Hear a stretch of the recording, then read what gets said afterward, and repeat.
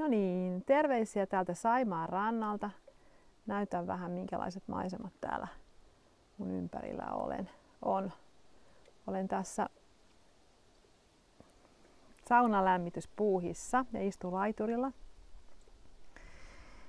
Ja tänään olen miettinyt sellaista juttua, että mä ennen tänne mökille tuloa niin kuuntelin Ellen Langerin videoita. Ja Ellen Langer hän on mindfulnessin äiti. Hän on sosiaalipsykologi, joka 70-luvulla jo toi esille näkökulman, että kun oppii elämään tässä hetkessä ja ryhtyy tarkastelemaan tätä ympäröivää todellisuutta alati niin kuin uudesta perspektiivistä, niin elämästä tulee mielekkäämpää. Ja hän on määritellyt mindfulnessin yksinkertaisesti sillä lailla, että se on tapa havaita uusia asioita. Ja kun mä ajoin tänne mökille Ruokolahdelle, niin mä olen ajanut samaa mökkitietä 30 ja risat vuotta. Ja se on mun mielestä maailman tylsin reitti. Niin mä sitten sen matkan aikana yritin tätä Langerin oppia noudattaa ja ehkä hieman onnistuinkin siinä. Mutta Langerhan ajattelee näin, että meditoiminen ei niin kuin ole välttämätöntä tämän mindfulness-näkökulman omaksumiseksi.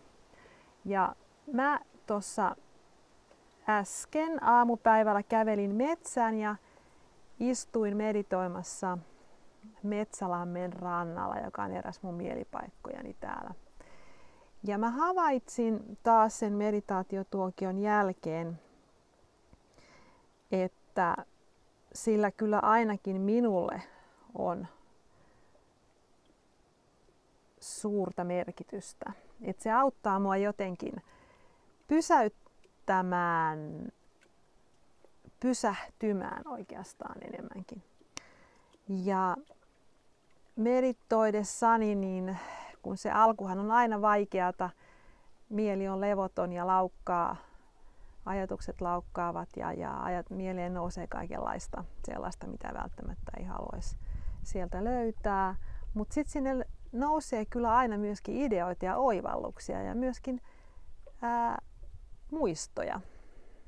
Ja saattaapa esimerkiksi muistaa unohtamiaan asioita, jotka olisi pitänyt esimerkiksi tehdä. Eli siinä mielessä mun mielestä meditoiminen kyllä on edelleenkin suositeltava menetelmä harjoittaa tätä mindfulness-elämäntapaa, jossa eletään hetkessä, ollaan läsnä ja katsotaan asioita aina ja alati uudesta perspektiivistä. Eli nyt tänä torstaina 14. päivä heinäkuuta niin tehdään pieni laiturimeditaatio. Eli nyt otetaan taas se mukava asento. Ja suljetaan silmät.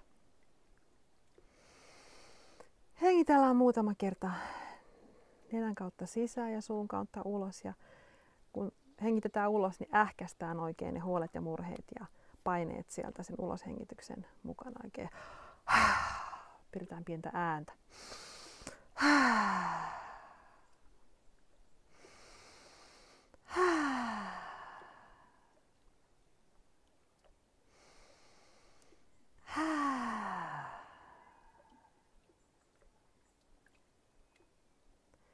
Ja sitten rentoutetaan koko kehoa. Tunnetaan se kehon paino. Ajatellaan taas, että keho on niin kuin raskas hiekkasäkki, jota vetovoima vetää puoleensa.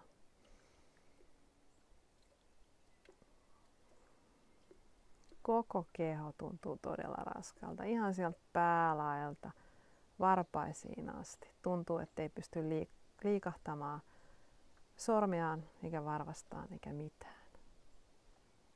Mä oon täydellisessä pysähtyneisyyden tilassa. kykenemättömiä liikkumaan mihinkään suuntaan ja tekemään yhtään mitään. Sydän sykkii rinnassa rauhallisesti.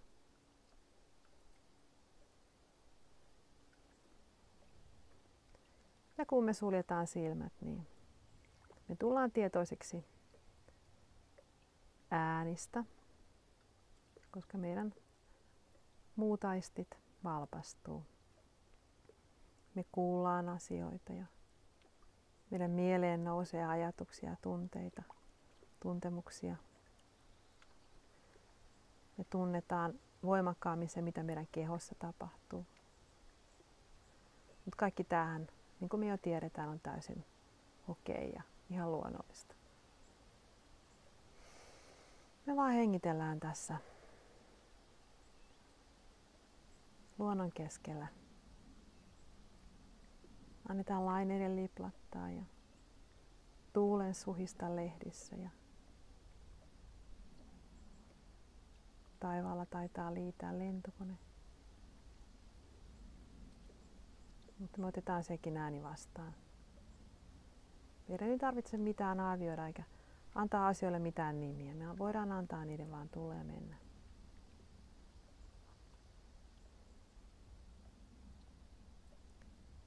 Me keskitetään meidän ajatus nyt siihen, että miltä tuntuu olla minä. Miltä tuntuu olla tässä ja nyt.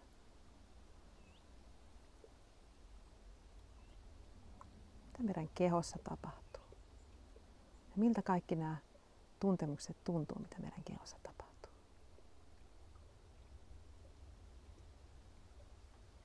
Miltä tuntuu, kun sydän sykkii ja saa veren virtaamaan. Ja miltä tuntuu ne kihinät ja kutinat, mitä meidän kehossa aina tuntuu. Miltä tuntuu olla minä? Ja me taas vähän mietitään, että kuka tää on tää minä? Kuka se on tässä tää ihminen, joka istuu ja kuuntelee tätä ympäröivää äänimaailmaa. Kuka minä oikeastaan olen? Ja mitä minä tahdon? Mitä minun sydämeni halajaa? Mihin minä oikeastaan olen menossa? Ja me annetaan näiden ajatusten lentää ja me ei kiinnitetä niihin sen enempää huomiota. Me vaan päästetään ne ilmoille niin kuin ilmapallot.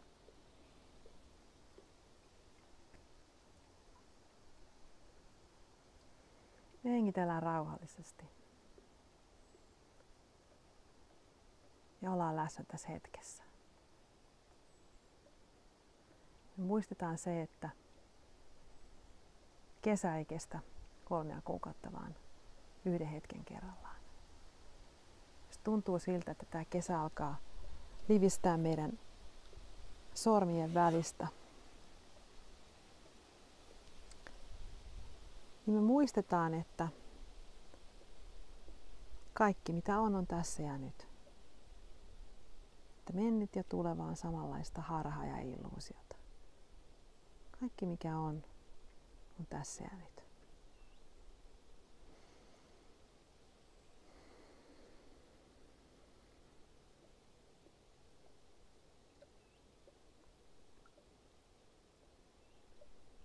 Annetaan tämän kesän laskeutua meidän kehoon.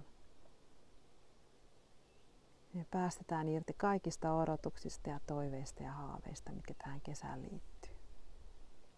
Me päästetään myös irti siitä suomalaisten perusneuroosista, että tämä kesä on niin lyhyt ja kohta se on ohi. Koska se ei ole nyt ohi. Se on nyt tässä.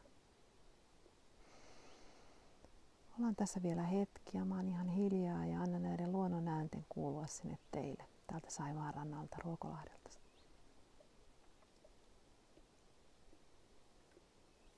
Istutaan kaikessa rauhassa yhdessä tässä tilanteessa. Tällä ihmeellisellä maapallolla. Tässä ihmeellisessä maailmankaikkeudessa.